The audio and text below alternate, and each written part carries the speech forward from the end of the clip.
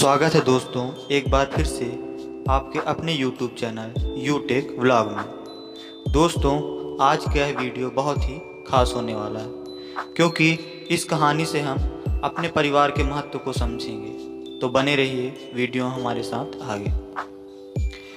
दोस्तों यह कहानी है एक सेठ जी की जो गांव में रहते थे। उनकी बहुत सारी ज़मीन थी, हवेली थी, जो सब छोड़ छाड़ के अब शहर में आ चुके थे। शहर में 4 बेडरूम का उनका एक घर था। 2 बेटे थे। बच्चों को पढ़ाया लिखाया, बच्चे बड़े हुए, जॉब करने लगे और अचानक से विवाद बढ़ता गया। प्रॉपर्टी को लेके दोनों बच्चों में बातचीत भी बंद होने लगी। आए दिन घर में झगड़े होते थे और एक दिन तो हद हो गई। दोनों भाई मरने मारने को उतारू हो गए। ये लड़ाई वहीं हो रहा था जहां उनका लिविंग रूम था, उनका हॉल था। जब ये हो रहा था, उनके बीच लड़ाई हो रहा था, तब सेठ जी वहीं पे थे। वह खड़े होकर उनको देख रहे थे और पेट पकड़कर जोर जोर से हंसने लगे। दोनों भाइयों को समझ नहीं आया। उन्होंने कहा, पापा यहाँ पर झगड़ा चल रहा है और आप जो हैं हंसते चले जा रहे हैं। पिताजी ने कहा, बात ही ऐसी है, तुम लोग इस छोटी सी बात के लिए इतना झगड़ा कर रहे हो। हमारे पास तो अनमोल खजाना है, वो दिखाता हूं तुम्हें, चलोगे? दोनों भाइयों का मन उस खजाने को पाने के लिए उत्सुक था। कहाँ पर है, कहाँ पर है, कहाँ चलेंगे, कैसे चलेंगे? यह क्वेश्चन वह अपने पिताजी से पूछने लगे। पिताजी ने कहा, अरे सुनो सुनो सुनो, आराम से सुनो। पहली बात तो अगर तुम झगड़ा नहीं करोगे तो ही मैं लेके चलूंगा। उन्होंने कहा, ठीक है, 3-4 दिन की छुट्टी ले लो, चलो घूम कर आते हैं। अगली सुबह वो बस यात्रा के लिए तैयार थे। 10 घंटे का रास्ता था, बहुत ही मुश्किल रास्ता था। उन्हें अपने पुराने गांव जाना था जिसे सेठ जी ने बहुत पहले छोड़ चुके थे। अब दोनों भाई बस में चढ़ गए, पिताजी भी चढ़ गए। अंदर जब गए, बस में देखा तो सिर्फ 2 ही सीट खाली थी। जाने वाले 3 थे। पापा को बैठाया और एक भाई बैठता तो दूसरा भाई खड़ा रहता, दूसरा भाई बैठता तो पहला भाई खड़ा रहता। धीरे धीरे एडजस्ट करते हुए चले गए। 10 घंटे की वह लंबी यात्रा समाप्त हुई, लेकिन दोनों के चेहरे पर कोई फ्रस्ट्रेशन नहीं था, बल्कि दोनों को एक्साइटमेंट थी कि वह क्या है, वह खजाना जो हमें पापा दिखाने लाए हैं। गांव में पहुंचे तो पिताजी के पुराने जानकार मिल गए। नमस्कार करते हुए, हालचाल पूछते हुए आगे बढ़े और गांव के आखिरी कोने में पहुंचे तो दूर से ही उन्हें एक हवेली दिख रही थी जिसके पास वह पहुंच चुके थे। लेकिन जैसे जैसे पास जाते गए, उन्हें पता चला कि यह हवेली खंडहर हो चुकी है। उनके जो पापा थे यानी सेठ जी, उन्होंने देखा कि ये पूरी बेकार हो चुकी है।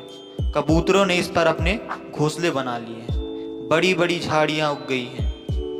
हवेली अब पूरी तरह से वीरान सुनसान हो गई है। और जैसे ही उन्होंने यह देखा, उस हवेली के बाहर ही बैठकर वह रोने लगे। सेठ जी रोते चले जा रहे थे। दोनों भाइयों को कुछ समझ नहीं आ रहा था। उन्होंने पूछा, पापा क्या हुआ? पिताजी ने कहा, याद करो वह बचपन जब तुम इसी आंगन में खेला करते थे। शायद तुम्हें अच्छे से याद ना हो, तब तुम लोग बहुत छोटे थे।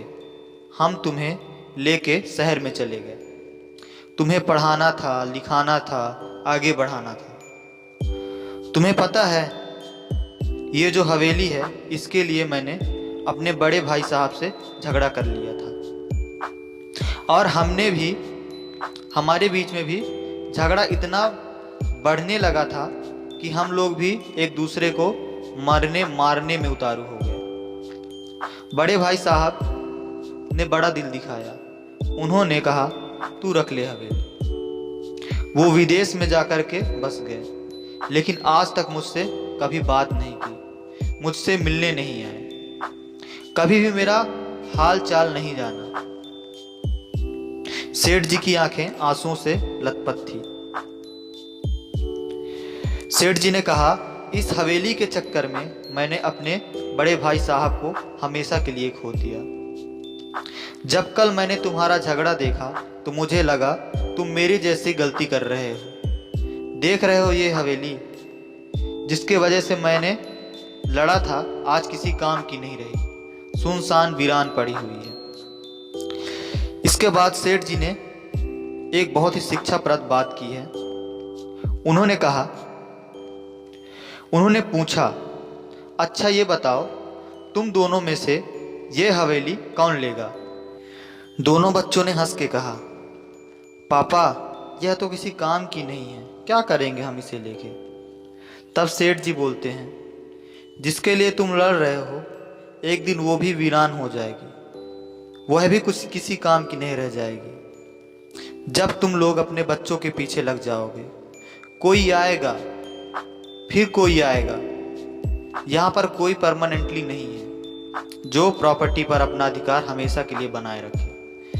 मैंने अपने भाई से लड़ाई की, झगड़ा किया, मुझे हवेली मिल गई, लेकिन हवेली आज किसी काम की नहीं है। मैंने अपने भाई को खो दिया। तुम्हारे झगड़े के बाद प्रॉपर्टी तुम्हें मिल जाएगी, लेकिन अपनापन चला जाएगा, तुम दोनों का रिश्ता टूट जाएगा। दोस्तों, सेठ जी की यह बात उनके समझ में आ चुकी थी। दोनों भाइयों ने अपनी गलती को स्वीकार किया और एक दूसरे को गले लगाया। तो दोस्तों, आज हमें पता चलता है कि किस तरीके से इस भाग दौड़ की दुनिया में हम अपनों से दूर होते हैं और छोटी मोटी प्रॉपर्टी के चक्कर में हम अपनेपन का प्यार, उनसे जुड़ी यादें भूल जाते हैं। दोस्तों, अंत में मैं इतना ही कहना चाहूँगा कि जिंदगी में किसी का साथ काफ़ी है, कंधे पर किसी का हाथ काफ़ी है। दूर हो या पास फर्क नहीं पड़ता, सच्चे रिश्तों का तो बस एहसास काफ़ी है। मिलते हैं अगले वीडियो में, तब तक अपनों से प्यार कीजिए, अपनों का ख्याल रखिए। जय हिंद दोस्तों।